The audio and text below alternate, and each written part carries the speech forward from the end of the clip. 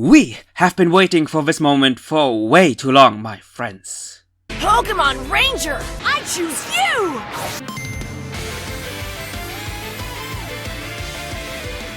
What's up, mighty boys and girls? It's your Ranger here, and welcome to, finally, a review of Pokemon the Anime 2019. And this time, this review is on time. Hooray! Anyway, I already mentioned the things I loved in this episode in my last Riolu video, but is there anything else to add after rewatching this episode with subs? Oh hell yes! So if you want to know more, if you want to know my opinion, then grab some popcorn, grab some cookies, and let's do this! The only proper way to start such a monumentous episode is naturally with a little bit of mystery by introducing the egg, followed up with the question of why it won't hatch. But it seems like that not only this specific egg alone, but also Pokemon eggs in general are a subject of mystery, and not even Professor Sakuragi knows everything about that. So, driven by all those riddles, both boys decide to go into the wild and find a Pokemon egg to solve those mysteries. But sadly, at least for one of our heroes, there's no time for research, since he quickly encounters another participant of the World Tournament. And even though Ash's opponent has a really impressive Tauros as his partner, at the end of the day, those two were no match for the likes of Ash and Pikachu. But thanks to this quick exchange of power, the egg reacted for the very first time since arriving in Kanto by exuding massive amounts of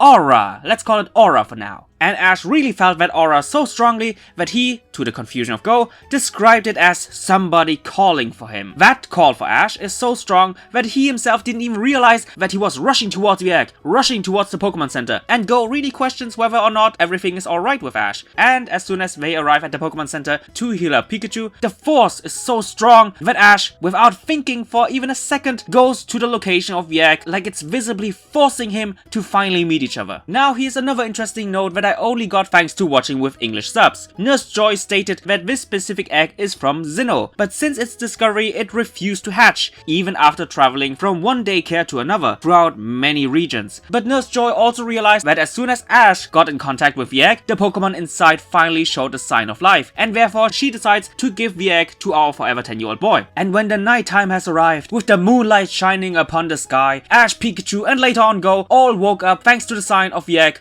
about to hatch. And right after that, one of the most long-awaited Pokemon, a Pokemon I wanted Ash to have since their encounter in movie 8, it's finally here.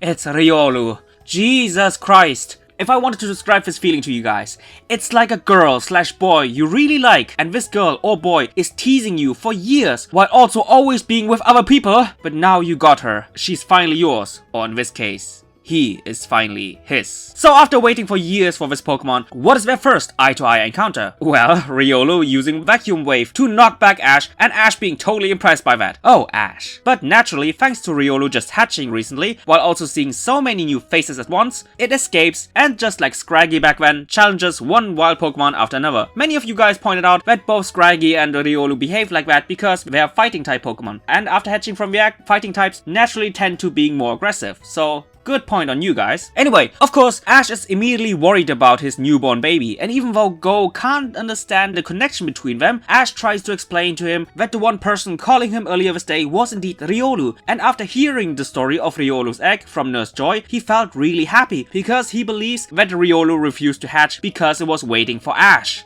Wow. The rest of the episode is basically what I already told you guys, with Riolu trusting Ash after it felt the energy of Ash and Pikachu exuding out of their body, Riolu then fighting together with Ash, getting stronger together with him while also fighting an Onix, while also trying to look cool in front of him, and the episode ends with Ash finally catching Riolu. So that's the end of the episode, and without any more hesitation, let's go to my impressions. I want to keep this very simple. I already mentioned many things I like from the episode in this specific video right here. So if you want to know more about my opinion, then you should really watch that video. But now let's talk about the things I haven't mentioned and which I finally realized thanks to watching the episode subbed. So the first thing I want to talk about is that the connection between Ash and Riolu is even way deeper than I thought. I didn't even catch the bit where Ash was running towards the egg without even realizing realizing it, which to me is another indicator of how destined their meeting has been displayed. The other thing I found absolutely fascinating was Riolu's little backstory, an egg which origins are from Sinnoh, but also an egg which just downright refused to hatch and therefore went from one caretaker to another while traveling through many regions until it reached Kanto,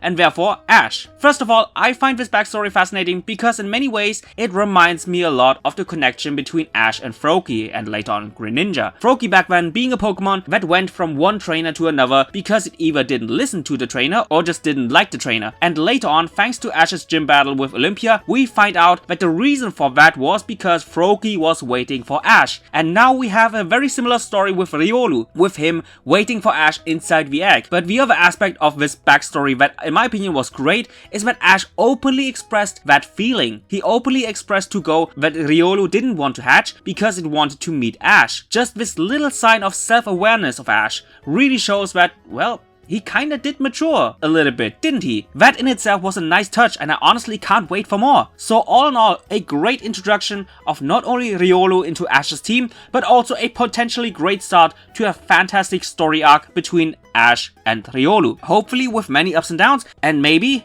and I'm saying just maybe, even a worthy successor to the Ash Greninja storyline, even though that storyline is a really high bar to overcome. Anyway guys, I really hope you enjoyed my review. What is your opinion on the introduction of Riolu? Tell me, and just like always, I see you guys in the comments down below.